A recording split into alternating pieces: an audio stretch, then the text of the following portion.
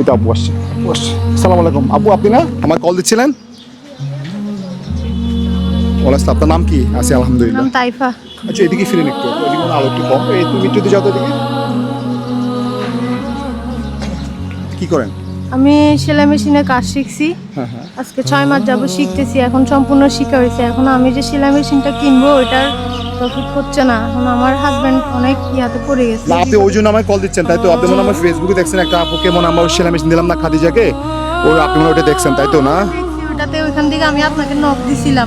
বসে ঋণের কথা বলছিলেন? হ্যাঁ, আমি ঋণের কথা বলছিলাম। আমার হাজবেন্ডে অনেক বড় একটা ঋণের মধ্যে পড়ে গেছে। দোকানের ছোট একটা দোকান করে ওইটা দাঁড়া করানোর জন্য ঋণ নিছিল। ঋণের জন্য এখন করতেছে, চেষ্টা করতেছে না, মানে চেষ্টা করতেছে পারতেছে না। এখন আপনি চাচ্ছেন সাপোর্ট দেওয়ার জন্য। আমি একটু ছোটখাটো করে একটা যদি কিছু ওনাকে সাহায্য করতে পারি সেজন্য আর কি। আপনার ছেলে কয়টা? এই ছেলে একটাই? হ্যাঁ, আমার একটাই ছেলে। এটা আপনার ছেলে না? নাম কি তোমার বাবা? তোহা। তোমার হাতে কি হয়েছে দেখি? ব্যথা পাইছে, এখান থেকে অ্যালার্জি ইনফেকশন করছে। চিকিৎসা করেন না কেন? চিকিৎসা করাবো যে, এখন তো আমাদের হাতে। আরে বাচ্চার জন্য রক্ত বিক্রি করে দিবেন? টাকা অনেক বড় জিনিস রে ভাই, টাকা ছাড়া কিছুই করা পসিবল না, সত্যি এটা। ওকে চিকিৎসা করান, চিকিৎসা করান।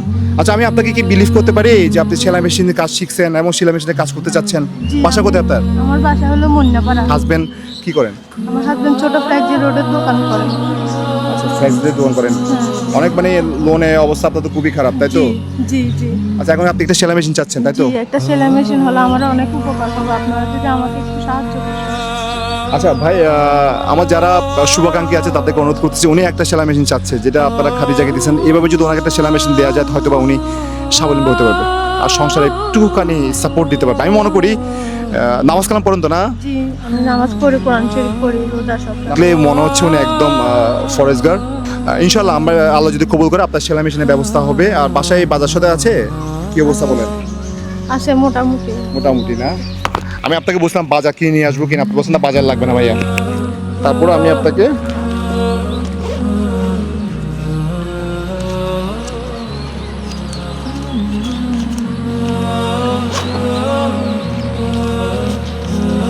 এখানে 2000 টাকা দিচ্ছে আপনার বাজারের জন্য। পাশাপাশি এই ছেলেটার যে অ্যালার্জিগত সমস্যা ডক্টর দেখাবেন কেমন, ঠিক আছে? এই টাকাটা দিচ্ছে হচ্ছে লন্ডনে একটা আপু, নাম হচ্ছে বানাতুল খায়ের। বারবার তো আপনারা একটা আপুর কথাই শুনেন, উনি আমার খুব কাছের একজন আপু। উনি সবসময় আমাকে এই ধরনের কাজে সহযোগিতা করেন। আপুর জন্য দোয়া করবেন, এই টাকাটা রাখেন, বাজার করবেন কেমন? আপনি মানা করছেন বাজার করে নিয়ে আসি না, কিন্তু আপনাকে পুরো 2000 টাকা বাজারের জন্য আপনার টাকা দিলাম কেমন? রাখেন, এটা রাখেন। আর আপনার জন্য গিফট আছে আপুর পক্ষ থেকে, এই গিফটটা আছে। এই গিফটটা হচ্ছে আপু, আপনি কোরআন পড়তে পারেন তাই না? কোরআনটা নতুন কোরআন, এখানে হচ্ছে বাংলা অর্থ সহ আছে, একবার উচ্চারণ সহ, যদি যা সব কিছু এটাতে আছে, এটা পড়বেন। পাশাপাশি এখানে তাসবিহ আছে, হ্যাঁ, আতর আছে একটা, হ্যাঁ। আপুর জন্য দোয়া করবেন কেমন?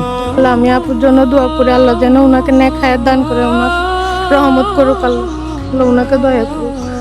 সবাই ওনার জন্য দোয়া করবেন যেন ওনার স্বপ্নটা পূরণ করতে পারে। এক আপুর স্বপ্ন পূর্ণ করছি, এই আপুর স্বপ্ন পূর্ণ হবে ইনশাআল্লাহ, আমি এটি বিশ্বাস রাখি। সবাই ভালো থাকবেন আর ওনার জন্য দোয়া করবেন, হ্যাঁ। আর যদি ভিডিওটা যদি ভালো লাগে থাকে অবশ্যই দ্রুত গতিতে শেয়ার করবেন। সবাই ভালো থাকবেন। আজাদ মামু, মানুষের পাশে মানুষের জন্য। সালাম আলাইকুম। আপু চলে যান আপনি, হ্যাঁ।